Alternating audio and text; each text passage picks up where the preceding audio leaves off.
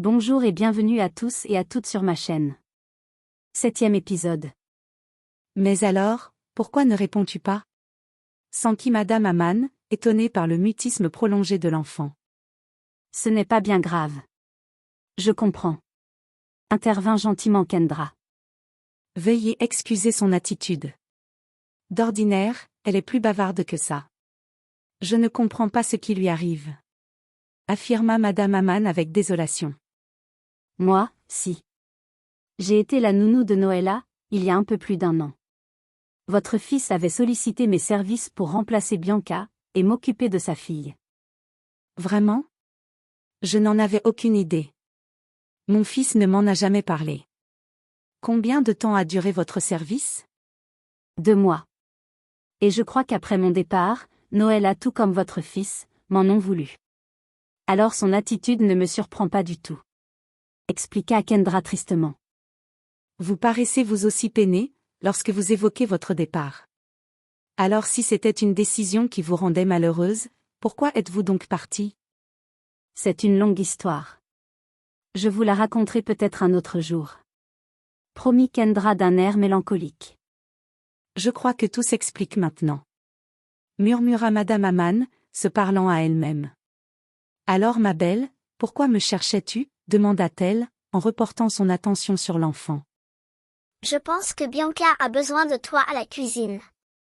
Répondit enfin Noëlla, en recouvrant subitement l'usage de la parole. Dans ce cas, nous allons laisser la gentille dame continuer son travail. D'accord? D'accord, mamie. Répondit docilement la gamine. Allez. Viens avec moi. J'ai été ravie de faire votre connaissance. Ajouta-t-elle à l'intention de Kendra. Puis elle déposa Noëlla sur ses 2 jambes, et la prit par la main, pour quitter la pièce avec elle. Kendra les observa s'éloigner, le cœur lourd et la gorge serrée par l'émotion. La froideur de la petite fille à son égard était certes prévisible, tout comme l'avait été le dédain de son père à leur retrouvailles. Mais le plus dur dans l'histoire, c'était qu'au fond, Kendra savait pertinemment qu'elle ne méritait rien de tout cela. Elle n'avait pas voulu partir, et n'avait pas non plus décidé de le faire. Myriam s'était servi des circonstances pour l'éloigner, et personne n'aurait pu le prévoir. Le cœur rempli de chagrin, elle se leva et chercha le chemin des toilettes en tâtonnant, les yeux pleins de larmes. Quand elle en trouva finalement une, elle s'y engouffra, puis se mit à sangloter à gorge déployée. Toute cette situation lui était de plus en plus pénible. Elle devait préparer l'homme qu'elle aimait, et le mettre dans les conditions pour dire oui à une autre femme. Et comme si cela ne suffisait pas, voilà que la petite Noëlla, pour qui elle était déjà comme une mère autrefois, refusait de lui adresser la parole à présent. Elle ignora combien de temps elle resta là enfermée, à pleurer sans aucune idée réelle, de l'heure qu'il pouvait être. Ce n'est que lorsqu'elle entendit toquer bruyamment à la porte, qu'elle se tut brusquement. Mais le bruit loin de s'arrêter, redoubla. Et en entendant la voix d'Abdel derrière la porte, en train de crier son nom, son cœur fit un bond dans sa poitrine. Kendra. Ouvre. Je sais que tu es là. S'exclamait-il avec une pointe d'inquiétude dans la voix. Mais la jeune femme, loin de s'exécuter, demeura silencieuse. Elle se moucha bruyamment, et ouvrit le robinet, afin de se rincer le visage. Kendra. Vas-tu ouvrir cette porte? Entendit-elle de nouveau. Il semblait maintenant légèrement contrarié, et ne voulant pas ameuter toute la maison, elle se décida enfin à le laisser entrer. Que se passe-t-il, Abdel? Pourquoi parles-tu aussi fort? Pourquoi étais-tu en train de pleurer? S'enquit-il en éludant sa question, et en refermant la porte après lui. Je ne pleurais pas, mentit la jeune femme, en s'éloignant de lui, et en allant s'asseoir, sur le rebord du pot. Regarde-moi. Lança-t-il en lui faisant face, les jambes repliées sur ses genoux. Tu n'étais pas censé être au bureau, en ce moment? Questionna la jeune femme, dont le pouls commençait à s'accélérer. Est-ce la raison pour laquelle tu as préféré venir travailler le matin? S'enquit-il, en retournant le visage de Kendra vers le sien. Essaies-tu de m'éviter? Pourquoi ferais-je une chose pareille? Répliqua la jeune femme, en soutenant son regard. Je n'en sais rien. C'est l'impression que j'ai. Et au cas où tu ne l'aurais pas remarqué, il est déjà 2 heures de l'après-midi. Oh, mon Dieu! Je ne m'en étais pas rendu compte. S'exclama la jeune femme, en faisant mine de se lever. Abdel intercepta son geste, et la maintint d'une pression de bras, dans sa position initiale. Kendra. Pourquoi pleurais-tu? Répéta-t-il. Je t'ai entendu derrière la porte, et je peux même le voir, à travers tes yeux rougis. Qu'est-ce que cela peut te faire, que j'ai pleuré ou pas? Cela t'importe-t-il? S'enquit-elle, avec un brin de lassitude dans la voix. Bien sûr que si. Car autrement, pourquoi te poserais-je la question? Rétorqua-t-il, en la dévisageant intensément. Y a-t-il eu un souci avec ma mère? Non, non Abdel. Ta mère est un amour. Déclara Kendra en soutenant son regard. Dans ce cas, qu'y a-t-il? Parle-moi. Insista-t-il en voyant la jeune femme, se murer dans le silence. À quoi bon? Même si je t'en parlais, tu ne pourrais pas résoudre le problème. Murmura Kendra avec tristesse. Il vaut mieux que tu te concentres sur tes affaires et sur ton mariage à venir. Ajouta-t-elle d'une voix enrouée, en échappant de nouveau malgré elle, une larme qui s'écoula sur sa joue, et vint s'écraser sur le bras de son interlocuteur. Sans que rien ne le laisse présager, le regard d'Abdel se voila soudain, et d'une main, il releva Kendra en la tenant fermement par la taille, tandis que de son autre main, il lui tint la nuque, dans un geste doux, avant de l'embrasser tendrement. Subjuguée, elle répondit à son baiser, étroitement serré tout contre son torse. Emportée par le tourbillon d'émotions, et la vague à l'âme qu'elle ressentait, elle ne désirait qu'une chose, combler ce vide qu'il avait créé dans son cœur. Les sens en éveil, elle apprécia chacune de ses caresses et s'émerveilla, lorsqu'il délaissa ses lèvres, pour lui embrasser le cou, avant de lui mordiller délicatement, le lobe de l'oreille. Tu me rends fou. Chuchota Abdel, en la plaquant avec douceur, contre le mur du lavabo.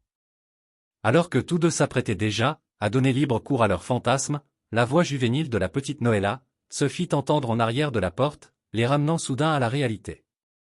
Papa! Papa! Où es-tu? Abdel poussa un juron incompréhensible, et son air contrarié montra clairement, que la venue de sa petite fille tombait mal. En effet, c'était le moins qu'on pouvait dire. Une chance qu'il eût pris soin de refermer la porte tout à l'heure, sinon, Noëlla les aurait certainement surpris, en plein débat amoureux. Le mouvement de la poignée de porte, qu'elle essayait vraisemblablement de tourner, le témoignait. Papa! Papa! Es-tu là? Les appels répétés de l'enfant achevèrent de réveiller définitivement Kendra, qui subitement se sentait si honteuse de s'être laissée aller. Quelle image aurait-elle donné à cette gamine, qui déjà ne la portait plus dans son cœur? Furieuse contre Abdel et surtout contre elle-même, elle remonta les bretelles de sa robe, que le jeune homme avait fait glisser le long de ses épaules, et remit un peu d'ordre dans ses cheveux. Elle se sentait si faible devant lui, et se méprisait de voir à quel point, la moindre de ses caresses suffisait à lui faire oublier tout le reste. As-tu l'intention de lui ouvrir, ou comptes-tu rester là? Complètement silencieux. Railla-t-elle. Non, je ne compte pas lui ouvrir. Répliqua le jeune homme. C'est une enfant de plus de 3 ans. Que penses-tu qu'elle va s'imaginer, en nous voyant ensemble dans les toilettes, demanda-t-il à son tour, avec un brin d'ironie dans la voix. Un silence total s'ensuivit, qui laissait présager que la petite fille s'était lassée et était partie. Oh, mais oui. Bien sûr. Il est plus commode de t'envoyer en l'air en cachette, avec l'organisatrice de ton mariage, pour ensuite t'exhiber fièrement, à la face du monde avec l'élu de ton cœur. Lança Kendra sarcastique. Kendra, je t'en prie. Supplia-t-il en essayant de se rapprocher, une fois de plus d'elle. Non, s'exclama la jeune femme en se dégageant. Ça ne peut pas marcher Abdel et tu le sais. Confia-t-elle douloureusement. Tu as déjà fait ton choix et en t'obstinant, tu me fais du mal. Tu nous fais du mal. Répéta-t-elle en soutenant son regard. Je serais incapable de te faire le moindre mal Kendra. Tu devrais le savoir. Murmura-t-il offusqué. Ce choix que j'ai fait, je ne l'aurais pas fait, si tu étais resté à mes côtés. Ajouta-t-il sur la défensive. Donc ça va être ma faute si tu as décidé d'épouser Myriam? Questionna-t-elle furieuse. Je crois qu'il est temps pour moi de partir. T'enfuir c'est ce que tu fais le mieux. Alors surtout ne te gêne pas, vas-y, tire-toi. Jeta-t-il à son tour en colère. Kendra qui atteignait déjà la porte, fit volte-face en l'entendant prononcer ces mots, et s'écria blessée. Je suis là, maintenant. Devant toi Abdel. Alors dis-moi. Que veux-tu? Monsieur. Monsieur. Votre mère ne va pas bien. Cette fois-ci, c'était Bianca qui se trouvait derrière la porte, et qui paraissait affolée. Le visage d'Abdel se décomposa et la seconde d'après, il traversa la distance qui le séparait de la porte, pour l'ouvrir grandement. Que dites-vous? Lança-t-il en s'adressant à Bianca, d'un air très sérieux. Votre mère vient de faire une nouvelle crise. Expliqua l'employé de maison paniqué. Elle s'est effondrée. Où se trouve-t-elle? Demanda Abdel avec calme. Dans sa chambre. Inquiet, il enjamba rapidement les escaliers, qui accédaient à la chambre de sa mère. Désorienté, Kendra s'élança à sa poursuite, et parvint dans la chambre de Madame Aman, quelques minutes après Abdel. La vieille dame était allongée dans son lit, le regard perdu dans le vague, et apparemment déconnectée du monde réel. Maman! M'entends-tu? C'est Abdel, ton fils. Murmura-t-il en s'asseyant dans le lit auprès d'elle, et en la prenant dans ses bras. Kendra, peux-tu m'apporter une serviette propre et humide? Tu en trouveras dans la salle de bain. Bianca, peux-tu joindre le docteur Sanjang? Il faut que je m'entretienne avec lui. Les deux jeunes femmes s'activèrent assez rapidement, et un quart d'heure plus tard, Kendra prit la place d'Abdel dans le lit, afin que celui-ci puisse discuter calmement, de l'état de santé de sa mère avec le médecin. Qui êtes-vous? Murmura doucement Madame Hasanatou Aman, en s'adressant à Kendra, qui la tenait fermement serrée tout contre elle. Son regard semblait vide de toute expression, et la pâleur de son visage était inquiétante.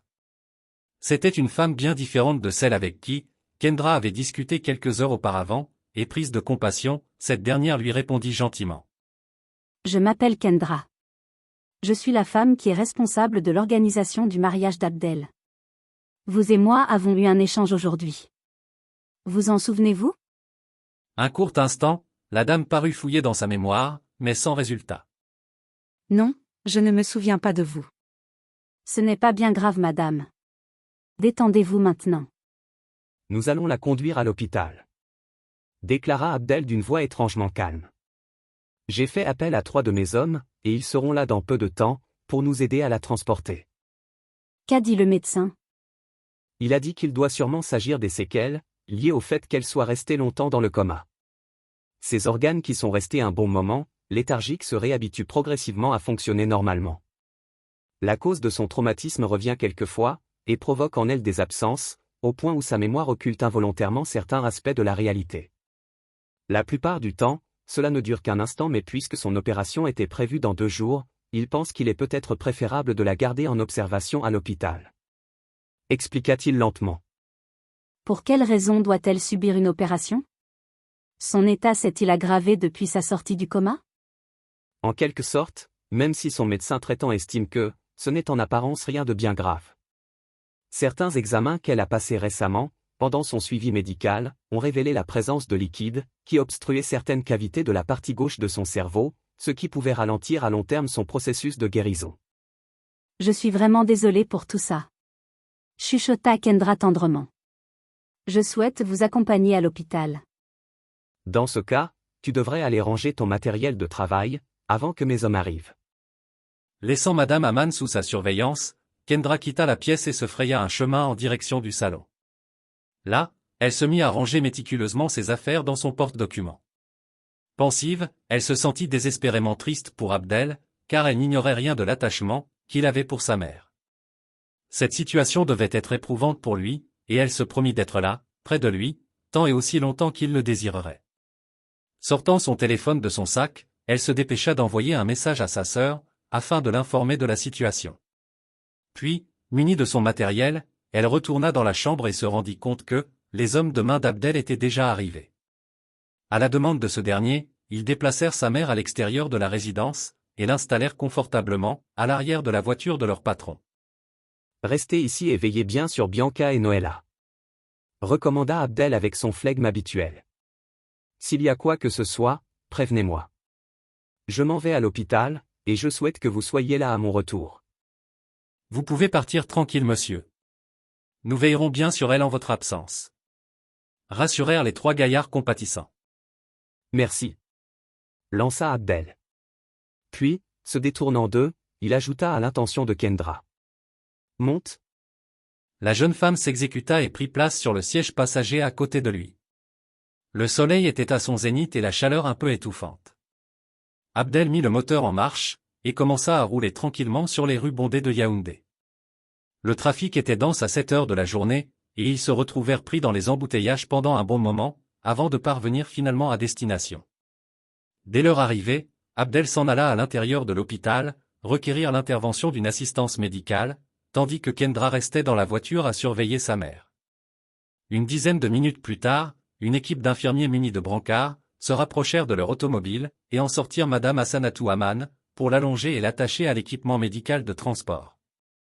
La mère d'Abdel, assurément fatiguée par le déplacement, s'était endormie. Elle fut conduite dans une chambre individuelle du pavillon de neurochirurgie, sous le regard inquiet de Kendra qui accompagnait l'équipe des infirmiers et infirmières, l'ayant prise en charge à leur arrivée. Est-ce vous qui avez transporté la malade jusqu'ici? Interrogea l'infirmière en chef du groupe à Kendra. Si on veut, oui. Répondit cette dernière calmement. Êtes-vous un membre de la famille? Pas vraiment. Je suis une amie de son fils. Où est son fils dans ce cas? Il est resté au service d'admission, afin de compléter la procédure, liée l'hospitalisation de sa mère. Ça ne devrait pas être long. Quel est le nom de la patiente? Madame Hassanatou Aman. Il me semblait bien avoir déjà vu ce visage. S'exclama l'infirmière mi-souriante. Connaissez-vous le nom du médecin traitant qui la suit? Je pense qu'il s'appelle Dr. Sanjang. A-t-il été informé de sa rechute? Oui. Abdel l'a contacté quelque temps après, que l'état de santé de sa mère se soit détérioré. Est-ce la première fois qu'elle vient dans cet hôpital, pour y avoir des soins? Malheureusement, je ne peux répondre à cette question.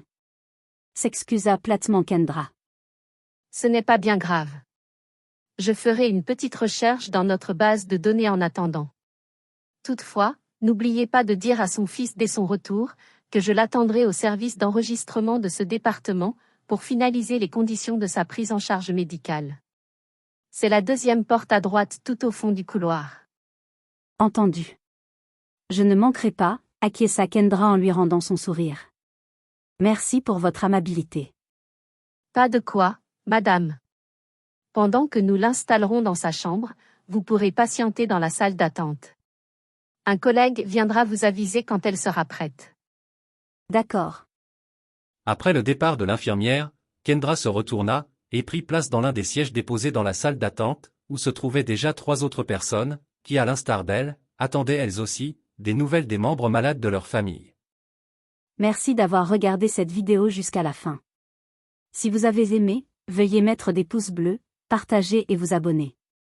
C'est un geste simple qui est apprécié, et qui nous encourage à vous produire d'autres belles histoires comme celle-ci.